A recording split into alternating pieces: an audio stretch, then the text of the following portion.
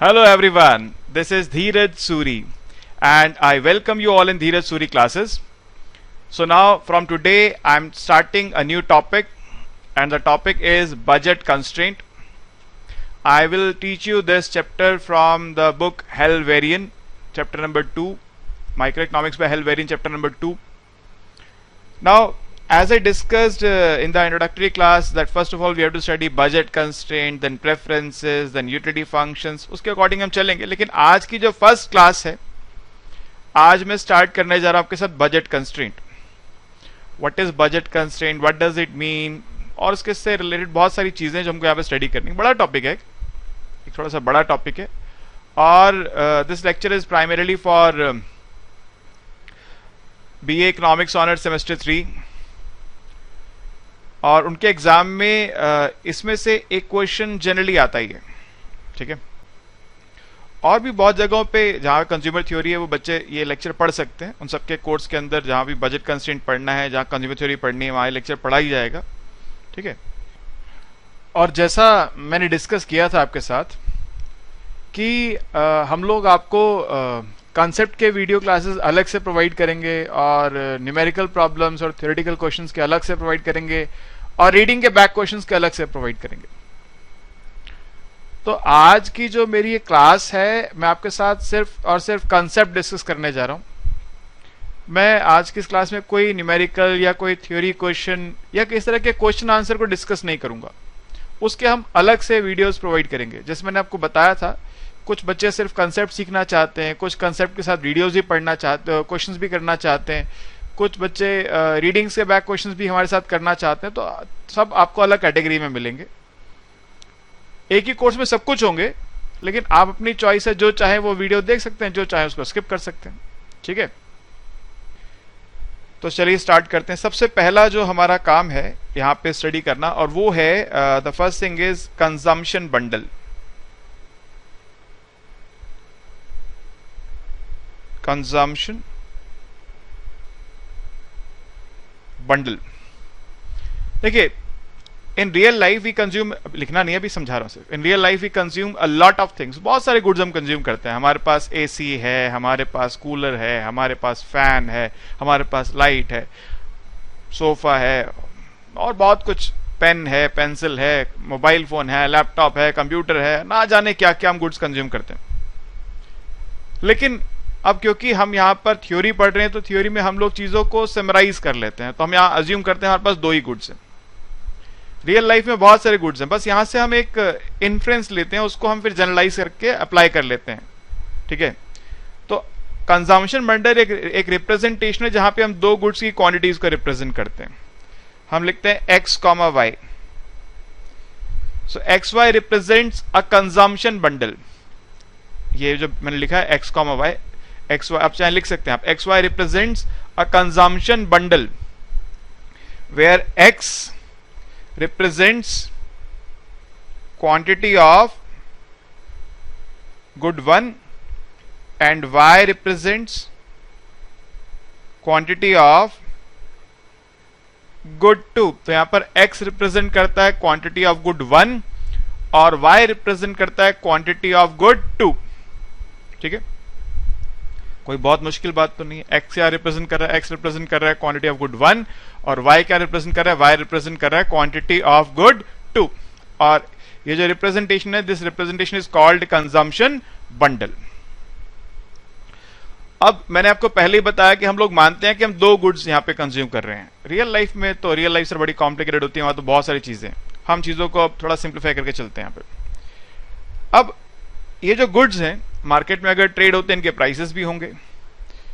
तो P1 या कहीं पे हम लिखेंगे PX, अलग अलग जगहों पे अलग नोटेशन यूज करते हैं, कहीं P1 कहीं PX. This represents price of good 1 and P2 और PY. This represents price of good 2. P1 represent करता है price of good 1, P2 represent करता है प्राइस ऑफ गुड 2, ठीक है. और हम यहां पर M लेके चलते हैं. M है इनकम ऑफ द कंज्यूमर, जिस कंज्यूमर के बारे में हम बात कर रहे हैं उसकी इनकम m है। अब क्योंकि ये माइक्रो इकोनॉमिक्स है तो माइक्रो में हम लोग पर्टिकुलर बातें करते हैं, एक पर्टिकुलर कंज्यूमर की बात कर रहे हैं। उस कंज्यूमर की जो इनकम है वो क्या है, वो m है, हम उसको m से रिप्रेजेंट करते हैं, राइट। अब बजट का मतलब क्या होता है, what is meant by budget? Basically budget को हम ऐसे समझ सकते हैं कि जो चीजें हम खरीद सकते हैं, हमारी इनकम के अंदर जो चीजें आती हैं उसको हम जिनको खरीद सकते हैं वो बजट के अंदर आती हैं। अगर मैं एक जनरल बात करूं आपके सामने, तो मैक्रो में जब बजट की बात करेंगे तो वहां कहानी थोड़ी सी बदल जाएगी। अभी मैं इस कंज्यूमर थ्योरी में बजट की बात कर रहा हूं आपके साथ, तो वो बंडल्स, वो गुड्स जो हम खरीद सकते हैं उनको हम बजट बोल सकते हैं। अब यहां पर दो चीजें हमको समझनी बहुत जरूरी है। वो ये है कि ये जो प्राइसेस हैं हम मान के चलते हैं कि एक पॉइंट इन टाइम पर ये प्राइसेस गिवन है। दूसरी बात, ये जो इनकम है हम मान के चलते हैं पॉइंट इन टाइम पे ये इनकम भी गिवन है। और जब मैं गिवन की बात करता हूं तो मतलब ये कांस्टेंट है, बदल सकते हैं, इनके बदलने पर क्या होगा वो आगे हम पढ़ेंगे। कंज्यूमर थ्योरी में यही सब पढ़ना है हमको। अगर इनकम चेंज होगी तो क्या होगा, प्राइस चेंज होगा तो क्या होगा, उसका फिर डाइसेक्शन भी करेंगे, प्राइस चेंज होने के इफेक्ट्स को भी स्टडी करेंगे। बहुत डिटेल में पढ़ना है कंज्यूमर थ्योरी, इस चैप्टर में नहीं, आगे बहुत सारे चैप्टर्स आएंगे। फिलहाल हम ये मान के चल रहे हैं दो बातें कि प्राइस गिवन है और दूसरी बात इनकम भी गिवन है। इनको मानते हुए जो बंडल्स हम अफोर्ड करते हैं वो हमारे बजट को रिप्रेजेंट करते हैं, ठीक है। अब इस इंफॉर्मेशन जो आपने अभी तक पढ़ ली, इसके बेसिस पे अब मैं बजट कंस्ट्रेंट आपको समझा सकता हूं कि बजट कंस्ट्रेंट है क्या। तो लिखिए जी, budget constraint, second point, budget constraint. लिखिए, the budget constraint represents the budget constraint represents all those consumption bundles which are affordable to the consumer at given price levels of two goods and given income of the consumer। तो वो सारे bundles जो consumer afford कर सकता है given prices पर और given income पर, उसको बोलते हैं क्या हम, बजट कंस्ट्रेंट। मैंने आपको बता दिया P1 है price of good one, X है क्वांटिटी ऑफ गुड वन। तो P1 इंटू एक्स क्या होगा sir, what is P1 into x? P1 into x है एक्सपेंडिचर ऑन गुड वन। आपने मान ली गुड वन की 10 यूनिट्स परचेज करी है और एक यूनिट का प्राइस 5 रुपए है, तो you have spend 50 rupees, plus P2 into Y क्या है, एक्सपेंडिचर ऑन गुड 2। आपने गुड 2 की मान लो 20 यूनिट्स परचेज करी हैं और एक यूनिट का प्राइस है 3 रुपीज, तो आपने कितने पैसे खर्च कर दिए, 50 खर्च करे थे गुड 1 पर, 60 खर्च कर दिए गुड 2 पर। टोटल एक्सपेंडिचर कितना हो गया, इन दोनों का समेशन। तो ये जो इन दोनों का समेशन है, ये समेशन क्या रिप्रेजेंट करता है, this summation represents total expenditure. अब ये जो आपका एक्सपेंडिचर है, क्या ये आपकी इनकम से ज्यादा हो सकता है? हम यहाँ पे अभी बोरिंग लेंडिंग की बात नहीं कर रहे कि आपने उधार ले सकते हैं या नहीं ले सकते। अभी तो हम ये बात कर रहे हैं जितना पैसा है उतना ही खर्च कर सकते हैं। बोरिंग लेंडिंग की बात भी आएगी, आगे एक चैप्टर आएगा जहां पढ़ेंगे इंटर टेम्पोरल चॉइस, बोरो करके आज के कंजम्पशन को बढ़ाया जा सकता है, ठीक है, वो वहां पे पढ़ेंगे। फिलहाल हम मानते हैं कि जो हमारी इनकम है उससे ज्यादा खर्च नहीं कर सकते, हम ज्यादा से ज्यादा उतने पैसे खर्च कर सकते हैं जितनी हमारी इनकम है। तो यानी P1x plus P2y this should be less than or equal to m। P1x plus P2y should be less than or equal to m. So this inequality represents the budget constraint। ये वो सब bundle से represent करती है जो affordable है, ठीक है भाई। अगर आपका जो टोटल एक्सपेंडिचर है इनकम के बराबर है तो कुछ बचा नहीं, मगर खरीद तो सकते ही हो, और अगर कम है तो कुछ पैसे भी बच जाएंगे आपके पास। तो all those bundles which are affordable at given prices and given income, ये डेफिनेशन दी थी मैंने आपको। तो ये जो इनइक्वालिटी है ये उन सब बंडल्स को रिप्रेजेंट कर सकती है जो आप खरीद सकते हैं। तो ये क्या है, this inequality represents the budget constraint. So graph पे भी हम रिप्रेजेंट करने की कोशिश करते हैं। देखिए ग्राफ पे इसको अगर हम रिप्रेजेंट करते हैं, we take good one on x axis, we take good 2 on y axis. ठीक है, ये x है और ये y है. और सर ध्यान दीजिए जरा, ये इस पॉइंट को बोलते हैं A, इस पॉइंट को बोलते हैं B और इसको बोलते हैं O. तो ये O, A और B के बीच में जितने भी बंडल आते हैं ये सब क्या हैं? अफोर्डेबल बंडल हैं. All these bundles are affordable bundles.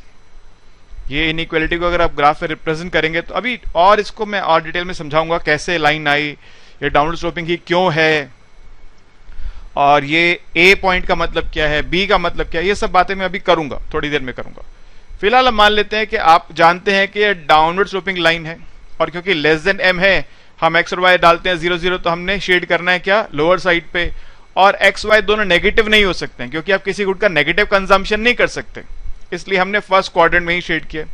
तो ये जो ग्रीन से मैंने शेड किया है रीजन, ये क्या है? इसको बोलते हैं हम लोग budget set.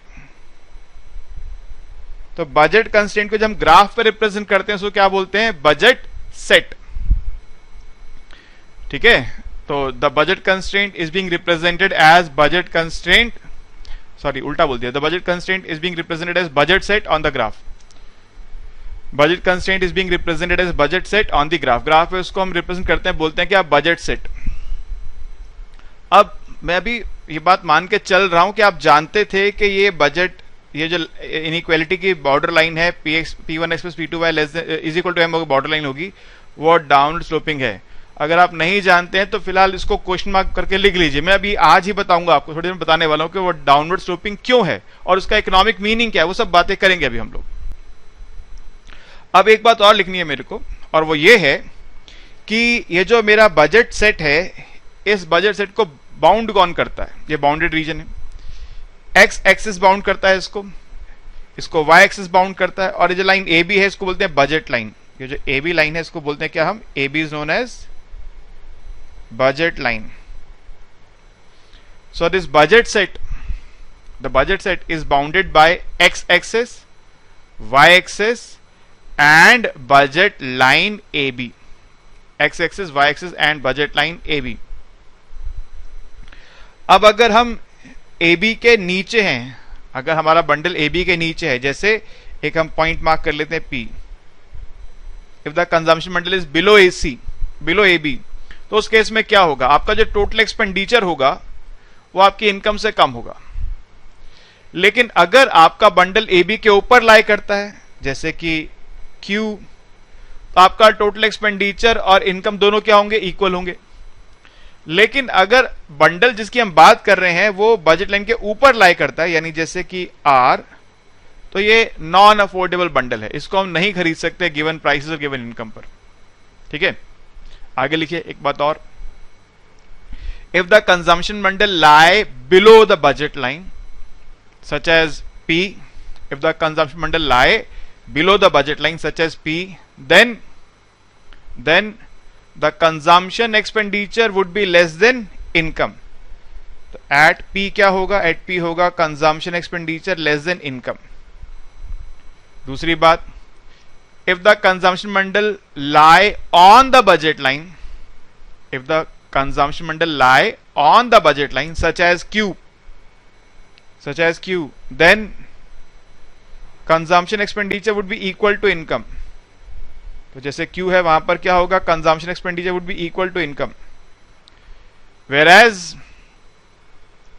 if the consumption bundle lie above the budget line, if the consumption bundle lie above the budget line such as R, then consumption expenditure will be greater than income. So R is non-affordable. R is non-affordable to the consumer. तो इसलिए R यहाँ पे क्या है? Non-affordable है, तो ये budget set का पार्ट नहीं है. R is not a part of budget set. P is a part of budget set, Q is a part of budget set, but R is not a part of budget set. क्योंकि budget set में कौन से bundle आते हैं? All those bundles which are affordable to the consumer. ठीक है, समझ गए बात को? क्लियर? यहां तक की बात क्लियर होगी. मैं अभी इस बात पे फिर से बोल रहा आऊंगा कि बजट लाइन जो है ये डाउनवर्ड स्लोपिंग क्यों है, अभी इस बात पर मैं आने वाला हूं. अब आते हैं हम बजट लाइन पर, और उसके आगे फिर वो बात डिस्कस करेंगे। थर्ड पॉइंट मेरे पास है यहाँ पर डिस्कस करने के लिए, वो है बजट लाइन। बजट लाइन क्या है जी? Budget line, budget line represents all those consumption bundles, लिखिए budget line represents all those consumption bundles at which, all those consumption bundles at which the consumption expenditure is equal to income. Budget line represents all those consumption bundles at which consumption expenditure is equal to income. वो सारे bundle जहां पर consumption expenditure income के बराबर है, यानी the consumer is spending the entire amount of money, सारा पैसा खर्च कर रहा है वहां पे। Mathematically we represent budget line as P1x plus P2y is equal to M. We represent budget line as P1x plus P2y is equal to M. मैं फिर से दोहराता हूं, budget line represents all those consumption bundles at which consumption expenditure is equal to income. जहां पे consumer का expenditure और consumer की इनकम दोनों बराबर हैं, उसको बोलते हैं क्या? हम उन सारे बंडल्स को बोलते हैं बजट लाइन। अच्छा जी, इसके साथ कुछ प्रॉपर्टीज हैं जो मुझे डिस्कस करनी है आपके साथ, अभी बताऊंगा मैं आपको। जैसे मैं अक्सर करता हूं, यहां पे हम लेते हैं good 1, we take good 2 on the vertical axis, then we draw this budget line. This is the budget line, we call it AB, this is point A, this is point B, इसको point A बोल देता हूं, इसको point B बोल देता हूं। इस budget line में तीन इंपॉर्टेंट इसकी एट्रीब्यूट्स हैं, हॉरिजॉन्टल इंटरसेप्ट, वर्टिकल इंटरसेप्ट और स्लोप। तीन बातें पढ़नी। 3 important attributes of budget line, 3 important attributes of budget line. First is horizontal intercept, horizontal intercept। ये जो पॉइंट बी है, ये है हमारा हॉरिजॉन्टल इंटरसेप्ट। इस बी की खास बात क्या है? पॉइंट बी जो है वो एक्स एक्सिस पे लाई करता है, एक्स एक्सिस पे वाई 0 होता है, यानी यहां पे कंज्यूमर सिर्फ और सिर्फ गुड 1 कंज्यूम कर रहा है, गुड 2 कंज्यूम ही नहीं कर रहा। इस इक्वेशन में अगर मैं y को 0 रख दूंगा तो P1x is equal to m आ जाएगा, यानी x आ जाएगा m by P1। तो लिखिए, at horizontal intercept, at horizontal intercept the consumer is spending his entire income only on good 1 and the consumption of good 2 is 0. Consumption of good 2 is 0. y है 0, x है m by p1। तो यानी इसका जो bundle बनेगा वो बनेगा, x की वैल्यू आएगी m by p1 और y की वैल्यू आएगी 0। At horizontal intercept the consumer is spending his entire income only on good 1 and the consumption of good 2 is 0। ठीक है, ऐसा होगा। हम आगे जब कंज्यूमर इक्विलिब्रियम पढ़ेंगे तो वहां पे हम समझेंगे इस बात को कि ऐसा कब होगा कि कंज्यूमर सिर्फ गुड 1 को ही कंज्यूम करना चाहेगा, गुड 2 खरीदना ही नहीं चाहेगा। ये होगा, ये हम जब आगे जाके कंज्यूमर इक्विलिब्रियम चैप्टर में आएंगे, जिसको चॉइस नाम से भी पढ़ते हैं, वहां हम इस बात को डिस्कस करेंगे। फिलहाल के लिए हम इसको एक पॉसिबिलिटी मान के चलते हैं सिर्फ। दूसरी बात है वो है वर्टिकल इंटरसेप्ट। वर्टिकल इंटरसेप्ट, ये जो पॉइंट ए है वाई एक्सिस पे, इसको बोलते हैं कि हम ये रिप्रेजेंट करते हैं हमारा वर्टिकल इंटरसेप्ट। मैंने एच ई लिख दिया था, वो गलती से लिख दिया, आई है वो। वर्टिकल इंटरसेप्ट, अभी वर्टिकल इंटरसेप्ट क्या है सर? ये एक ऐसा कंजम्पशन बंडल है जहां पे कंज्यूमर अपनी सारी इनकम सिर्फ गुड 2 पे खर्च कर रहा है, गुड 1 कंज्यूम ही नहीं कर रहा। तो लिखिए, at vertical intercept the consumer is spending his entire income only on good 2, only on good 2 and is not consuming good 1 at all, is not consuming good 1 at all. Good 1 consume ही नहीं कर रहा है। तो यहां पर x क्या होगा, x होगा 0, तो y क्या होगा इस इक्वेशन में, if I take x as 0, अगर मैं x की जगह 0 लूंगा तो y की वैल्यू क्या आएगी, m/p2, तो x0 y आएगा m/p2, x0 y m/p2, ये इसका कोऑर्डिनेट्स हैं 0, m/p2 या कंजम्पशन बंडल कह लीजिए इसको, ठीक है, वर्टिकल इंटरसेप्ट। तो दो एक्सट्रीम्स आ गए, एक आ गया हॉरिजॉन्टल इंटरसेप्ट और एक आ गया वर्टिकल इंटरसेप्ट। आगे पढ़ाऊंगा, फिलहाल बोल देता हूं सिर्फ, अगर ऐसा आ जाए कि कंज्यूमर का इक्विलिब्रियम या तो हॉरिजॉन्टल इंटरसेप्ट पे आ रहा है या वर्टिकल इंटरसेप्ट पे आ रहा है, उसको बोलते हैं हम लोग बाउंड्री ऑप्टिमम या कॉर्नर सॉल्यूशन, और अगर इनके बीच में आ जाए कहीं पर तो उसको बोलते हैं इंटीरियर ऑप्टिमम। ये बात हम जब कंज्यूमर इक्विलिब्रियम पढ़ेंगे वहां पढ़ेंगे, फिलहाल बस एक आपको पासिंग नोट में मैं बता रहा हूं इस बात को।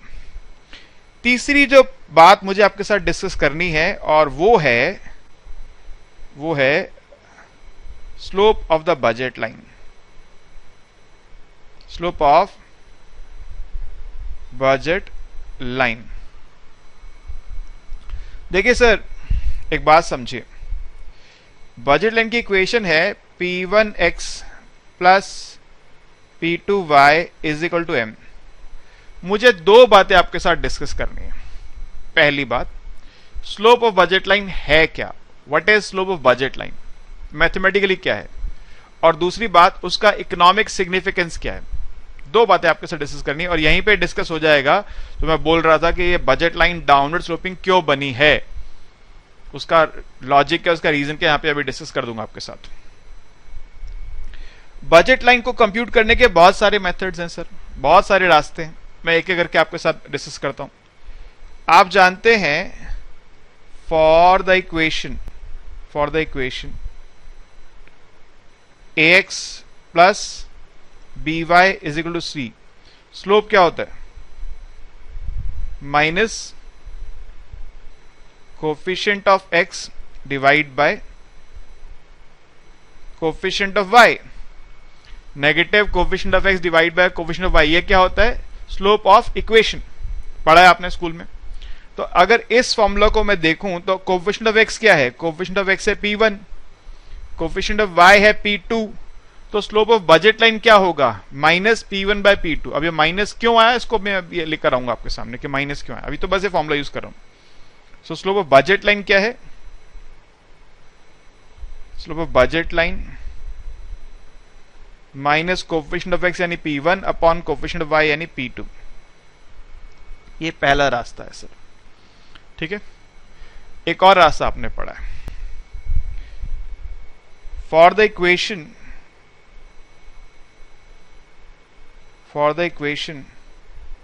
y is equal to m into x plus c. m क्या होता है, m होता है स्लोप ऑफ लाइन, ये भी पढ़ के आए हैं आप। तो अगर मेरे पास जो बजट लाइन है उसके इस फॉर्म में ट्रांसफॉर्म कर दूं तो x का जो कोफिशिएंट आएगा वो स्लोप होगा, ठीक है। देखिए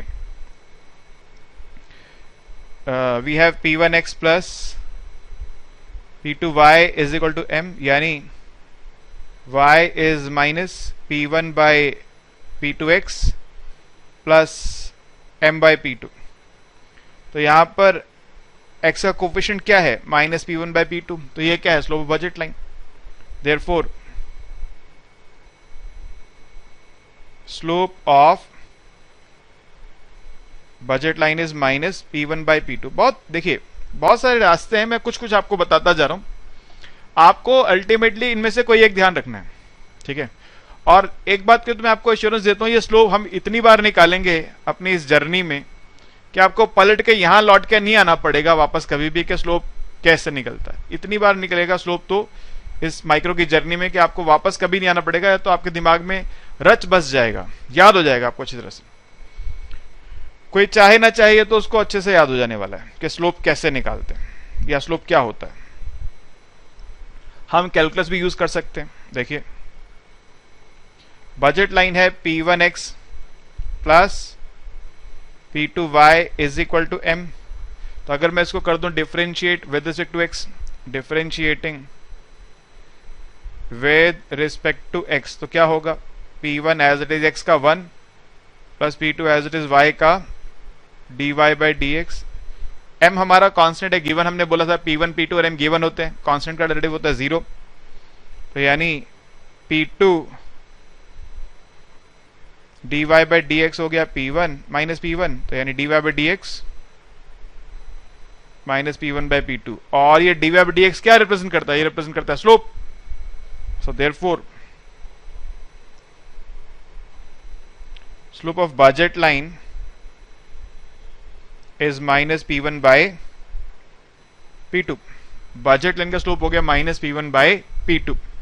क्लियर है बात? Right, okay.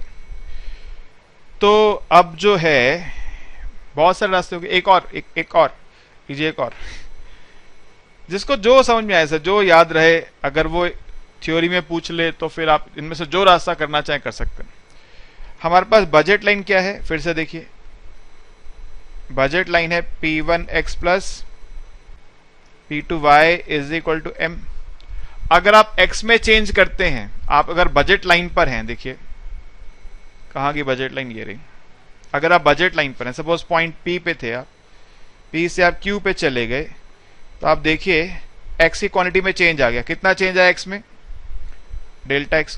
और अगर x में चेंज लेकर आए तो y में भी चेंज आ गया। y में कितना चेंज आ गया? Delta y। तो अगर x में चेंज लेकर आएंगे तो y में ऑटोमेटिकली चेंज आएगा, अगर आप बजट लाइन पे रहना चाहते हैं तो।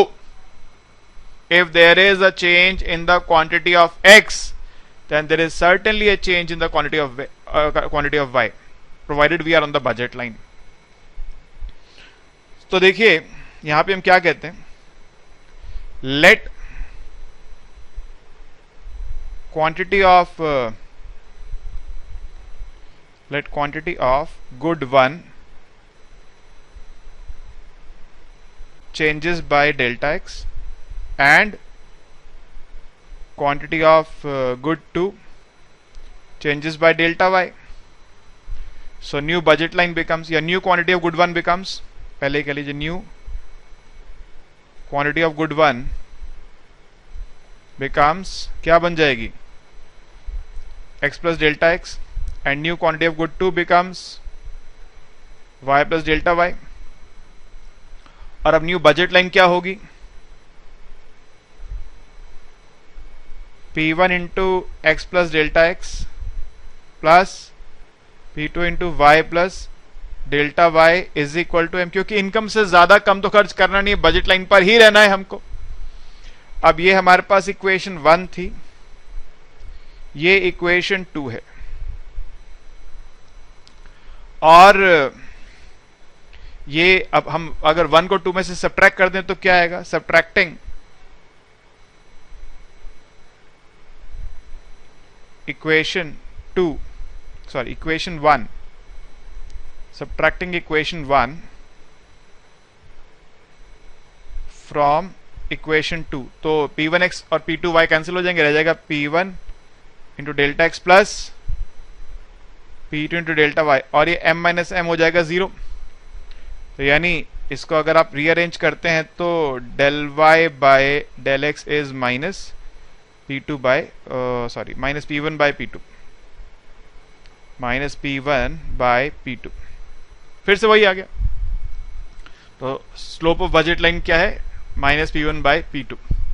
अभी एक दो रास्ते और भी बचे जहां पे आपके साथ में डिस्कस कर सकता हूं कि स्लोप कैसे कंप्यूट करते हैं, मगर ठीक है, इतना बहुत है। आप इनमें से कोई भी एक रास्ता यूज कर सकते हैं अपनी चॉइस के according.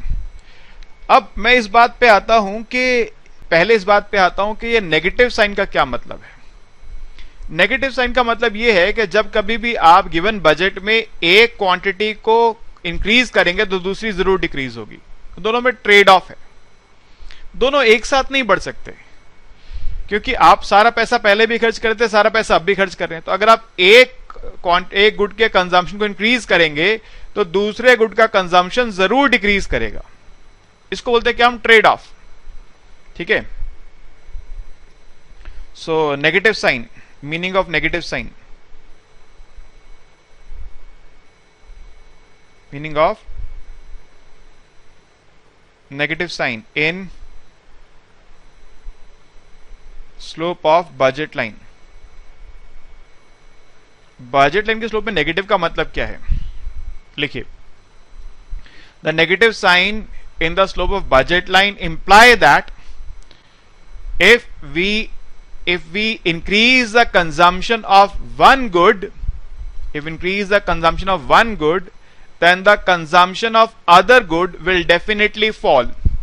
If we increase the consumption of one good, then the consumption of other good will definitely fall. मैंने ये नहीं कहा गुड वन, मैंने कहा वन गुड. किसी एक को अगर आप बढ़ाएंगे तो दूसरे गुड का कंजम्पशन जरूर कम हो जाएगा. दोनों एक साथ नहीं बढ़ सकते. दिस मीन्स, आगे लिख सकते हैं, this means there is trade off. This means there is trade off in consumption of two goods. दोनों में क्या है? ट्रेड ऑफ है. एक को बढ़ाओगे दूसरा कम हो जाएगा. If you want to increase one good, the other will certainly fall. देखिए फिर से देख लीजिए, डायग्राम में भी देख लीजिए.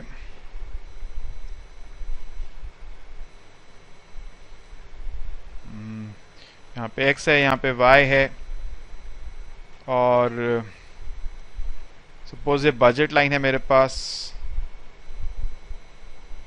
AB. As we move from point P, bundle P to bundle Q, we increase the consumption of good 1. But in this movement, the consumption of good 2 has decreased. As we increase the consumption of good 1, the consumption of good 2 has decreased. If you want to stay on the budget line, अगर हम budget line पे रहना चाहते हैं और पैसे आ जाए आपके पास, अभी हम पढ़ेंगे आगे चेंज ऑफ इनकम का क्या असर होता है, और पैसे आ गए तो आप दूसरे को कम किए बिना ही पहले को बढ़ा सकते हैं. लेकिन उसके लिए और पैसे चाहिए, इनकम शुड इंक्रीज, या प्राइसेस में चेंज होना चाहिए, वो आगे पढ़ेंगे. अभी हम समझ गए इतनी बात. दूसरी बात मेरे सामने ये है कि इकोनॉमिक मीनिंग क्या है. मैंने पहले आपको कहा था हम दो बातें डिस्कस करने वाले हैं. पहली बात बजट लाइन का स्लोप क्या होता है, और दूसरी बात इकोनॉमिक मीनिंग. यहां एक बात बोलता चलता हूं, जो स्टार्टिंग बोला था कि डाउनवर्ड स्लोपिंग क्यों बनती है, क्योंकि स्लोप नेगेटिव आ रहा है. स्लोप क्या आ रहा है? नेगेटिव. हमने बहुत से रास्तों बताया स्लोप क्या आ रहा है, सब जगह नेगेटिव आ रहा है. इस नेगेटिव साइन के आने की वजह से ही ये बजट लाइन क्या बनती है? डाउनवर्ड स्लोपिंग बनती है. Because slope of budget line is negative, so budget line is downward sloping. तो कैसी बनती है? Downward sloping. अब हम यहां पर करेंगे डिस्कस, जिसको बोलते हैं क्या हम, economic meaning. Economic meaning of slope of budget line. देखिए सर, आप मार्केट में क्या करते हैं? मार्केट में गुड्स का क्या होता है? ट्रेड, लेन देन, व्यापार. एक गुड बेचते हैं, दूसरा गुड खरीदते हैं. ठीक है. तो जिस रेट पे मार्केट गुड्स को ट्रेड करने को तैयार है, एक गुड के बदले जितनी क्वांटिटी दूसरे गुड की देने को तैयार है, वो उसका स्लोप है. आप कहेंगे सर बात समझ नहीं आई, अभी समझाऊंगा, अभी सिर्फ बता रहा हूं. अभी आपको जो मैंने स्लोप का फॉर्मूला दिया उसे समझा भी दूंगा. अभी बोल रहा हूं क्या, कि जिस रेट पे मार्केट गुड्स को ट्रेड करने को तैयार है, मार्केट, जिस रेट पे मार्केट गुड्स को ट्रेड, आप मार्केट में जाएंगे और कोई भी गुड देकर दूसरा लेकर आ सकते हैं, जिस रेट पे ट्रेड किया जा सकता है मार्केट में, वो स्लोप है. ठीक है. लिखिए, the slope of a budget line represents the slope of a budget line represents the rate at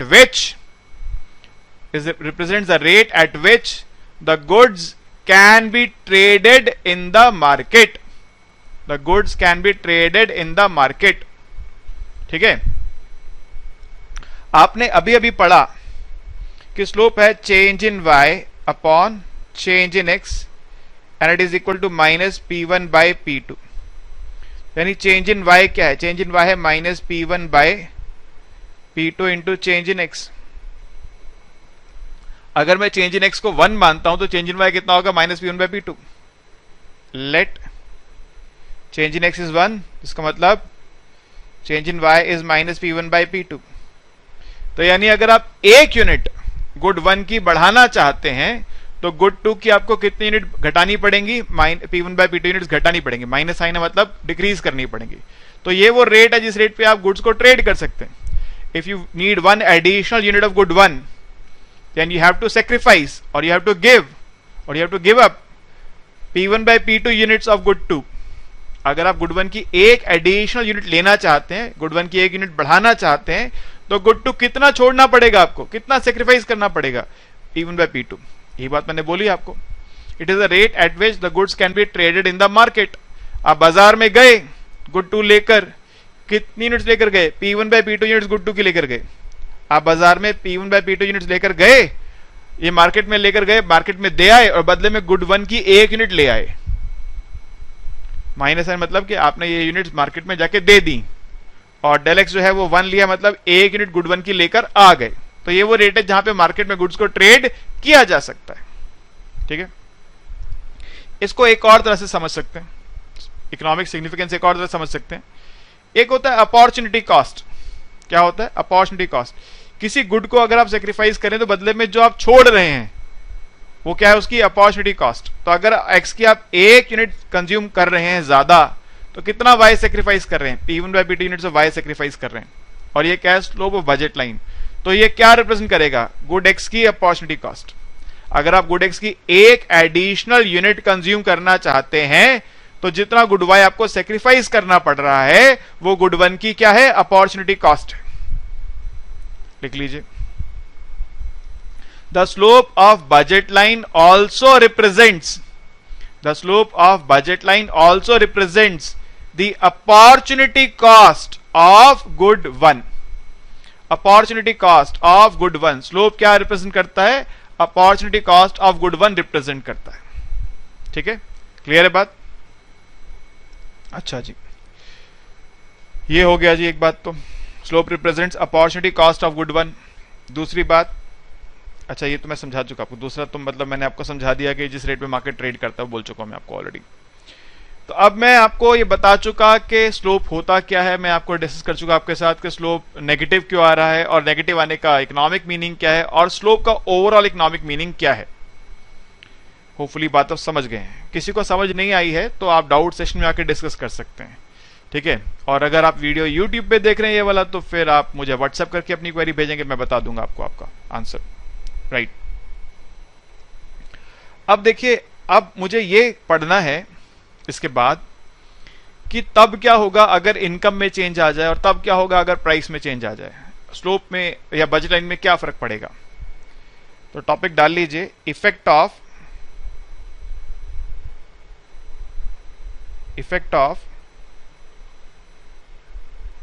change in income on budget line। Sir income या तो बढ़ेगी या इनकम घटेगी। आप ये सोचिए कि जो बजट लाइन का स्लोप है, क्या स्लोप में इनकम का कहीं कोई रोल आया? जहां हमने स्लोप लिखा है बजट लाइन का, उसमें कहीं इनकम नजर आ रही है आपको? नहीं, इनकम तो है ही नहीं यहाँ पे। तो यानी इनकम चेंज होने से स्लोप में चेंज नहीं होगा। स्लोप में चेंज नहीं होगा मतलब बजट लाइन में क्या होगा? पैरेलल मूवमेंट होगी। स्लोप चेंज होने पर क्या होती है? बजट लाइन या तो स्टीपर हो जाती है या फ्लैटर हो जाती, स्टीपर या फ्लैटर, अगर स्लोप चेंज होता तो। ठीक है, लेकिन क्योंकि यहां पर हमारे पास इनकम में चेंज हो रहा है तो बजट लाइन में जो मूवमेंट होगी वो पैरेलल होगी। ठीक है, एक बात मैं और बोलना भूल गया, वो भी बोल देता हूं, अभी एकदम से बात ध्यान में आई। जो यहां पे मैंने आपको बताया कि अगर स्लोप ज्यादा, मैंने आपको बताया था कि slope represents the opportunity cost of good 1, यही बताया था। अब पैरेलल स्टीपर से मुझे बात ध्यान में आई एकदम से, वो ये है कि if slope of budget line is greater, अगर बजट लाइन का स्लोप ज्यादा है तो यानी एक्स की अपॉर्चुनिटी कॉस्ट ज्यादा है। और अगर बजट लाइन का स्लोप ज्यादा है मतलब बजट लाइन कैसी है? स्टीपर है। स्टीपर किसको बोलते हैं? Which is closer to vertical. देखिए मैं आपको बना के दिखाता हूं। अभी मैं इनकम इफेक्ट पे रुक गया इनकम का चेंज रुक गया एक सेकंड के लिए, क्योंकि मुझे एक बात ध्यान आ गई, बोलने से रह गया था, इसलिए उस पे आ गया लौट के, और अभी आपको इनकम पे लेके जाऊंगा। देखिए सर, ये एक बजट लाइन है और एक और लेते हैं, ए बी बोल देता हूं उसको, और एक और लेते हैं, ये एक और बजट लाइन, इसको एसी बोल देते हैं। आप देखिए ये जो एसी है, it is moving closer to vertical axis, ये वर्टिकल के ज्यादा नजदीक जा रही है, तो ये स्टीपर है। और जो ए बी है, एसी के मुकाबले ये हॉरिजॉन्टल के पैरेलल होने की कोशिश करी तो ये फ्लैटर है। तो इन दोनों में एसी जो है, एसी ये स्टीप है रिलेटिवली स्टीपर, और जो ए बी है, ए बी वो रिलेटिवली फ्लैटर है। इसका सिग्निफिकेंस क्या है? स्टीपर तब होती है जब स्लोप ज्यादा होता है। बजट लाइन स्टीपर तब होती है जब स्लोप इज ग्रेटर। ये रिलेटिव बात है, मतलब इसके दूसरे के तुलना में, दूसरे कंपैरिजन में ये ज्यादा स्टीप है, मतलब इसका स्लोप ज्यादा है। और ये फ्लैटर तब होती है जब स्लोप कम होता है। फ्लैटर कब होती है? When slope is smaller in comparison to the other line. अब बात यह है कि अगर बजट लाइन स्टीपर है यानी उसका स्लोप ज्यादा है, यानी उसकी एक्स की अपॉर्चुनिटी कॉस्ट ज्यादा है। इस सिचुएशन में एक्स को कंज्यूम करने की अपॉर्चुनिटी कॉस्ट ज्यादा है। और अगर बजट लाइन फ्लैटर है यानी उसका स्लोप कम है तो एक्स की अपॉर्चुनिटी कॉस्ट कम है। ये बात याद रखिएगा, ये बोलने से रह गई थी बात वहां पर, मैंने भी आपको इसलिए बताया। अब वापस आता हूं effect of change in income के ऊपर। I was telling you that because income is not present in the slope of budget line, so slope of budget line has no impact due to change in income. So change in income will cause a shift in the budget line, rather a parallel shift in the budget line. Change in income will cause a parallel shift in the budget line. Budget line में parallel shift आएगा sir. देखिए दो चीजें मैं यहाँ पे आपके लिए ड्रॉ करता हूँ। मैं यहां पे गुड एक्स ले रहा हूं, यहां पे गुड वाई ले रहा हूं। फिर से ड्रॉ करते हैं यहां पे। I am taking good x, I am taking good y. हम दो लाइन ड्रॉ करते हैं यहां पे, ऐसे कर लेते हैं तो उसमें क्या होगा, पैरेलल बना रहेगा मामला।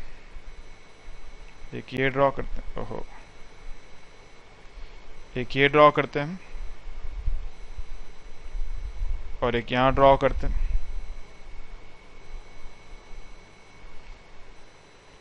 और यहां पे एक ये ड्रॉ करते हैं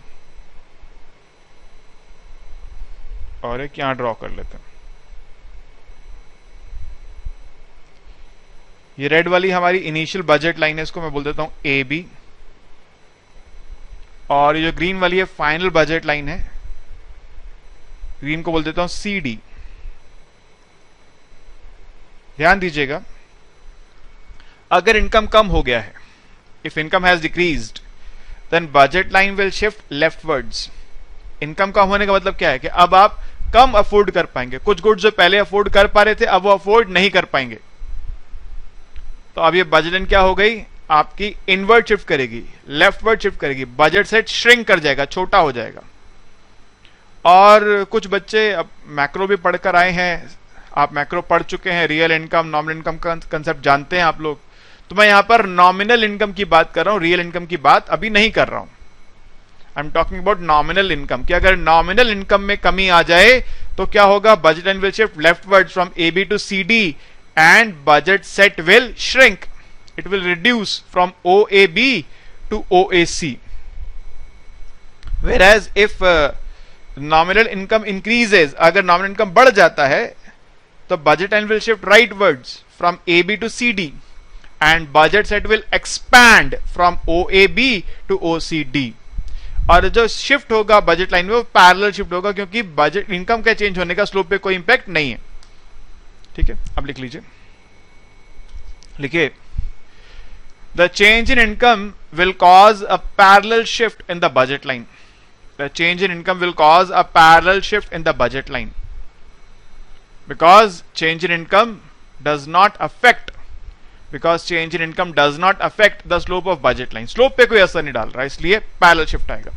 दो काम हो सकते हैं, या तो इनकम कम होगी या इनकम बढ़ेगी।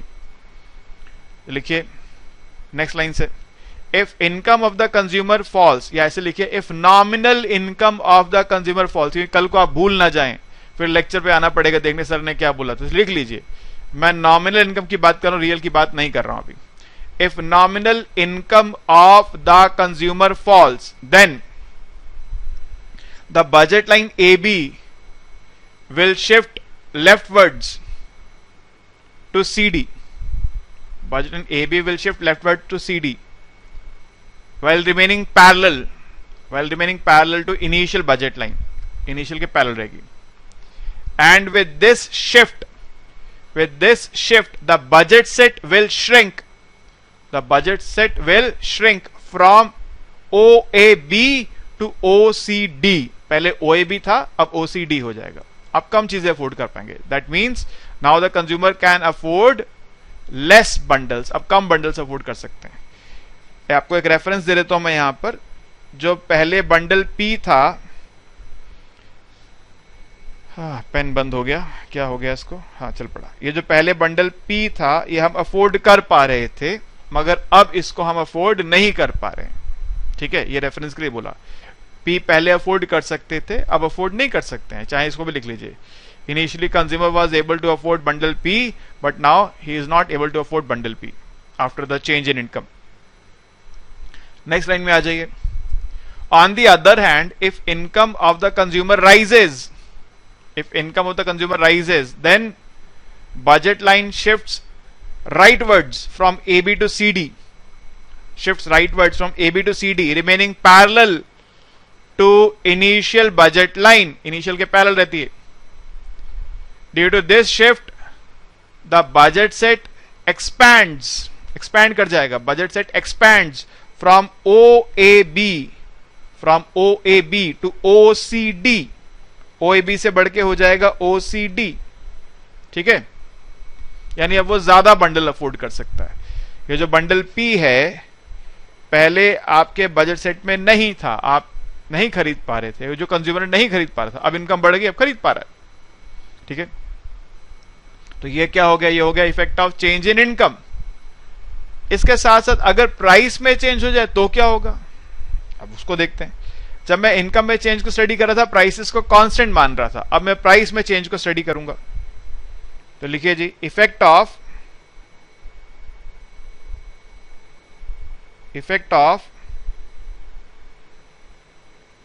Change in price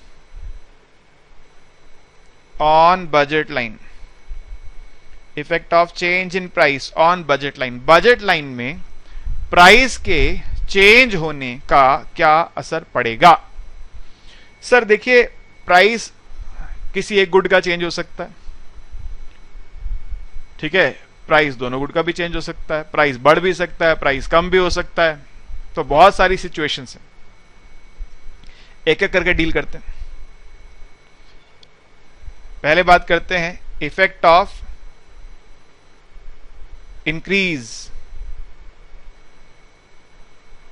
in P1. अगर P1 बढ़ जाए तो क्या होगा, P1 में अगर इंक्रीमेंट हो जाए तो क्या होगा. बाकी P2 और M सेम रहेंगे. तो देखिए क्या होगा यहां पर, आइए स्टडी करते हैं ये क्या होगा. ये हम पहले बनाते हैं अपना बजट सेट. यहां पे हम गुड X ले रहे हैं, यहां पे हम गुड Y ले रहे हैं, और बजट लाइन ले लेते हैं हम लोग. ये हमारी बजट लाइन है AB. अगर आपको याद हो, B जो था हॉरिजॉन्टल इंटरसेप्ट था. हॉरिजॉन्टल इंटरसेप्ट के कोऑर्डिनेट्स क्या थे, वो थे m/P1, 0, और A वर्टिकल था. वर्टिकल के थे 0, m/P2. आप देख रहे हैं P1 में चेंज आ रहा है, तो यानी A पे कोई चेंज नहीं आएगा. लेकिन P1 के इंक्रीज करने से जो m/P1 उसकी वैल्यू डिक्रीज कर जाएगी. यानी बजट लाइन जो है उसमें एक वो पहले से स्टीपर हो जाएगी. इसको हम बोलते हैं रोटेशन या pivot in the budget line. Budget line pivot कर जाती है, रोटेट कर जाती है. ये अब ये पीवट कर गई, AB से कहां आ गई, AC पे आ गई. ठीक है, क्योंकि अब P1 बढ़ गया तो m/P1 के लिए छोटी हो जाएगी. यानी बजट लाइन में क्या आ जाएगा, पीवट हो जाएगा. Pivot, rotation. ठीक है, लिखिए, please right. If price of good one increases, while price of good 2 and income of the consumer remains unchanged, then budget line pivots in clockwise direction. Clockwise pivot करती है from AB to AC. And becomes steeper becomes steeper than the initial budget line, initial से ज्यादा steep हो जाती है, pivot करती है और इनिशियल से ज्यादा स्टीप हो जाती है। ठीक है, यानी ऐसा होने पर क्या होगा, एक्स की जो अपॉर्चुनिटी कॉस्ट है वो बढ़ गई, एक्स को कंज्यूम करने की आपकी जो अपॉर्चुनिटी कॉस्ट है वो बढ़ गई। ठीक है, ऑब्वियसली अगर P1 फॉल करेगा तो ये फ्लैटर हो जाएगी। मैं अब इसको आपको लिखवाऊंगा नहीं, बस समझा देता हूं कि अगर फॉल करेगा तो AB से AD पे चली जाएगी, ऐसे फ्लैटर हो जाएगी वो। ठीक है, ओके। ऐसे दूसरी बात क्या है, effect of increase in P2। अगर P2 बढ़ जाए तो क्या होगा सर, फिर से देखिए, एक बजट लाइन हम ड्रॉ करते हैं। यहां पे हम गुड 1 शो कर रहे हैं, यहां पे हम गुड 2 शो कर रहे हैं। हमारी बजट लाइन है AB। अब अगर गुड 2 का प्राइस बढ़ जाएगा तो क्या होगा, वर्टिकल इंटरसेप्ट के कोऑर्डिनेट्स क्या थे, वो थे 0, m/P2, हॉरिजॉन्टल के m/P1, 0। तो हॉरिजॉन्टल में कोई चेंज नहीं आ रहा क्योंकि P2 का इस पे कोई फर्क नहीं पड़ रहा। लेकिन जो वर्टिकल इंटरसेप्ट है m/P2 की वैल्यू फॉल कर जाएगी तो बजट लाइन क्या हो जाएगी, फ्लैटर हो जाएगी। ये बन जाएगी आपकी बजट लाइन। अब वो AB की बजाय BC आ जाएगी, BC। ठीक है, अब ये पिवट करेगी और फ्लैटर हो जाएगी। तो लिखिए, due to increase in price of good 2, due to increase in price of good 2 while price of good 1 and income of consumer remaining unchanged, the budget line will pivot, the budget line will pivot around the vertical around the horizontal intercept, horizontal intercept के around pivot करेगी in the anti clockwise direction, anti clockwise चलेगी to become flatter, to become flatter। तो क्या हो जाएगी, पहले से flatter हो जाएगी। सिंपल सी बात है, कोई बहुत रॉकेट साइंस उसके अंदर है नहीं।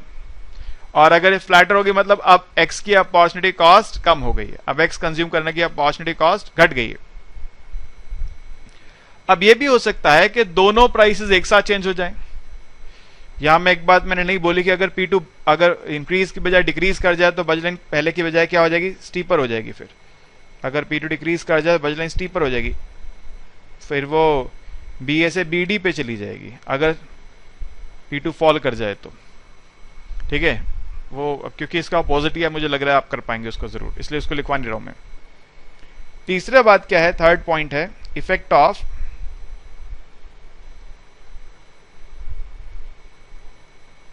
simultaneous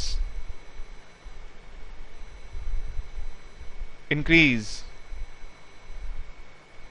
in P1 and P2। अगर P1 P2 में साइमल्टेनियस इंक्रीमेंट हो जाए, इंक्रीज हो जाए दोनों, तो क्या होगा। ऐसी सिचुएशन में होगा ये कि बजट लाइन में अब शिफ्ट भी आएगा, क्योंकि अब P1 P2 दोनों बढ़ रहे हैं। तो देखो, हॉरिजॉन्टल इंटरसेप्ट भी चेंज होगा, वर्टिकल भी चेंज होगा, बजट लाइन में अब शिफ्ट आएगा। अब शिफ्ट इनवर्ट शिफ्ट आएगा, सर्टेनली दोनों बढ़ रहे हैं। अब पैरेलल शिफ्ट होगा या नॉन पैरेलल होगा, इस पर डिपेंड करता है क्या दोनों में इक्वी प्रोपोर्शनल चेंज आया या किसी एक में रिलेटिवली ज्यादा चेंज आया। यानी जैसे दोनों 10-10% बढ़ गए, इसको बोलेंगे इक्वी प्रोपोर्शनल चेंज। एक 10% बढ़ा, दूसरा 5% बढ़ा, तो यहां पे एक रिलेटिवली ज्यादा चेंज हुआ है। तो यहां पे 3 सिचुएशन हो सकती हैं। सिचुएशन ए यहां पे क्या है, equi proportional change in P1 and P2। अगर दोनों में इक्वी प्रोपोर्शनल चेंज आएगा तो उस केस में स्लोप चेंज नहीं होगा। इनवर्ट शिफ्ट तो आएगा बजट लाइन में, मगर स्लोप चेंज नहीं होगा, तो पैरेलल शिफ्ट आएगा।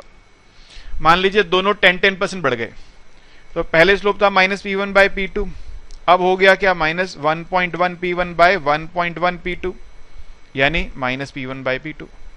1.1 दोनों कैंसिल हो जाएंगे। तो अगर दोनों में इक्वल चेंज आ रहा है, इक्वी प्रोपोर्शनल चेंज आ रहा है, तो उसका मतलब यह है कि बजट लाइन में इनवर्ट शिफ्ट तो आएगा मगर स्लोप चेंज नहीं होगा, पैरेलल होगा। लिख लीजिए, if prices of both the goods increase in same proportion, if prices of both the goods increase in same proportion, then the budget line will shift inwards. The budget line will shift inwards, remaining parallel to initial budget line. Initial budget line के parallel रहेगी, inward shift करेगी मगर initial budget line के parallel रहेगी. ठीक है, समझ गए बात को? जैसे यहां पर हमने बनाया ए बी से हो गई क्या, अब वो सी डी. पहले थी ए बी, अब हो गई सी डी. इनवर्ट शिफ्ट तो आएगा जरूर मगर पैरेलल रहेगी. लेकिन अगर किसी एक गुड का प्राइस ज्यादा बढ़ेगा तो इसका स्लोप भी चेंज होगा. अगर P1 ज्यादा बढ़ेगा तो स्टीपर हो जाएगी, P2 ज्यादा बढ़ेगा तो फ्लैटर हो जाएगी. सिंपल सा लॉजिक है.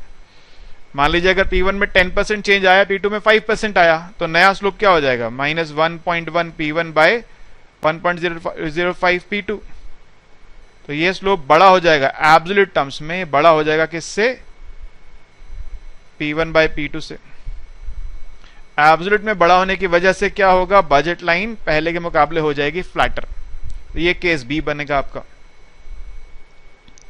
If P1 increases proportionately more than P2, अगर P1 में ज्यादा चेंज आएगा तो बजट लाइन इनवर्ट शिफ्ट करेगी और पहले के मुकाबले स्टीपर हो जाएगी. तो बजट लाइन शिफ्ट करेगी इनवर्ट्स और हो जाएगी स्टीपर. तो पहले जो थी ए बी अब हो जाएगी C D. In this situation the budget line will shift inwards and will become steeper. Inward shift करेगी और स्टीपर हो जाएगी. और अगर P1 में कम चेंज आया, ये पॉइंट सी बनेगा. इफ P1 increases proportionately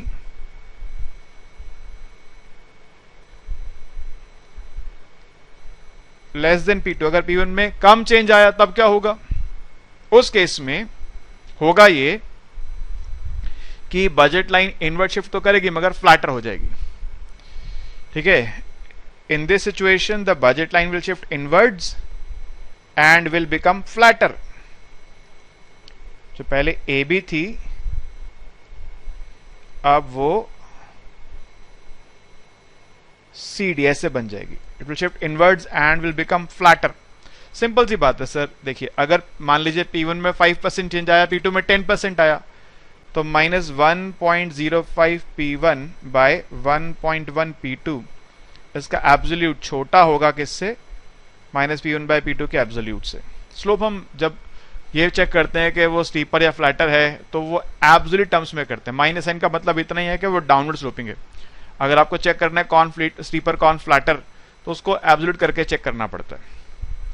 अब यहां पर यह भी पॉसिबिलिटी है कि किसी ये दोनों के प्राइस अगर बढ़ जाएं, सॉरी दोनों के प्राइस कम हो जाएं. अगर दोनों के इक्वी प्रोपोर्शनल कम हो गए, दोनों के में इक्वी प्रोपोर्शनल फॉल हो गया, तो बजट लाइन राइट पर शिफ्ट कर जाएगी, पैरेलल रहेगी. अगर P1 में कम फॉल आया, P2 में ज्यादा फॉल आया, तो अगर P1 में कम फॉल आया तो यानी change in P1 is less than change in P2. अगर P1 में कम फॉल आ गया तो उस सिचुएशन में आप देखिए ये आपकी जो बजट लाइन है ये राइटवर्ड शिफ्ट तो करेगी, नो डाउट राइटवर्ड शिफ्ट तो करेगी, मगर क्योंकि P1 में कम फॉल आ गया है और P2 में ज्यादा फॉल आ गया, तो मतलब जो वर्टिकल इंटरसेप्ट है वो ज्यादा ऊपर भाग जाएगा हॉरिजॉन्टल के मुकाबले. तो ये क्या हो जाएगी, पहले के मुकाबले स्टीपर हो जाएगी. It will shift to the right and will become steeper. और अगर P1 में ज्यादा फॉल आ गया तो फ्लैटर हो जाएगी. If fall in P1 is greater than fall in P2, ये इनिशियल बजट लाइन है, और P1 में ज्यादा फॉल आ गया तो बजट लाइन ये बन जाएगी नहीं. If change in P1 is greater than change in P2. तो पॉइंट ये है कि अगर दोनों प्राइसेस फॉल करेंगे तो बजट लाइन में राइट पर शिफ्ट आएगा. फिर ये देखना है किस में ज्यादा किस में कम, ये एडजस्टमेंट की बात है. अब आप कहेंगे सर अगर एक बढ़ गया घट गया तो क्या होगा. अब तो आप समझ गए क्या होगा. अगर P1 फॉल कर रहा है तो हॉरिजॉन्टल इंटरसेप्ट जाएगा राइटवर्ड, और P2 राइज कर रहा है तो वर्टिकल आएगा डाउनवर्ड। अगर P1 फॉल कर रहा है, P2 राइज कर रहा है, तो ये मेरी अगर इनिशियल बजट लाइन है, P1 फॉल कर गया, P2 राइज कर गया, तो हॉरिजॉन्टल राइट जाएगा, वर्टिकल नीचे आ जाएगा। ये बनेगी नई बजट लाइन, फ्लैटर हो जाएगी, ठीक है। और दोनों यहाँ पे सिर्फ हम इसको पीवट बोलेंगे क्योंकि शिफ्टिंग नहीं हो रही है बजट लाइन की प्रॉपर, इसको पीवट बोलेंगे, रोटेट करेगी ये। ऐसा हम पढ़ेंगे आगे, एक टॉपिक आएगा बाइंग एंड सेलिंग और इंटरटेम्पोरल चॉइस, वहां पे हम ये पढ़ेंगे इस बात को कि ये ऐसी पीवट कब करती है बजट लाइन, ये सिचुएशन वहां पढ़ेंगे। यहाँ पे अभी इसको हम उससे पहले कहीं खास डिस्कस होने वाली नहीं है कि दोनों एक साथ चेंज है। हम यहाँ पे जो डिस्कशन करेंगे किसी एक गुड के प्राइस के चेंज को डिस्कस करेंगे, दोनों के चेंज को डिस्कस हम करने नहीं वाले हैं। बस एक थ्योरेटिकल कंसेप्ट तो मैंने आपके साथ बता दिया यहाँ पे, लेकिन अभी हम लोग जब तक वहां बाइंग एंड सेलिंग और इंटरटेम्पोरल चॉइस पे नहीं पहुंचेंगे, उससे पहले हम किसी एक गुड के प्राइस के चेंज को ही इंटरप्रेट कर रहे होंगे, ठीक है। तो देखिए, मैंने आज इस क्लास में आपके साथ एक कंसेप्ट डिस्कस किया, अभी क्वेश्चन डिस्कस नहीं करे। और जैसा हमने आपको बताया था स्टार्टिंग में भी कि कंसेप्ट की क्लास हम अलग से आपके साथ करेंगे डिस्कस, और जो प्रैक्टिकल क्वेश्चंस की क्लास है या फिर ये जो रीडिंग के बैक क्वेश्चंस की क्लास है वो अलग से डिस्कस करेंगे। तो मैंने आपके साथ आज सिर्फ कंसेप्ट डिस्कस किया, आगे चल के आप इसके क्वेश्चंस भी करेंगे मेरे साथ डिस्कस। होपफुली इतनी बात आप लोग समझ गए हैं। किसी के मन में अगर कोई दुविधा है, कोई क्वेरी है, कोई बात आपको ऐसी लग रही है जो अनआंसर्ड है, आपको समझ नहीं आई है, तो नीचे देखिए मेरा व्हाट्सएप नंबर है, आप इस नंबर पे व्हाट्सएप करके मेरे साथ डिस्कस कर सकते हैं। Right, okay, thank you.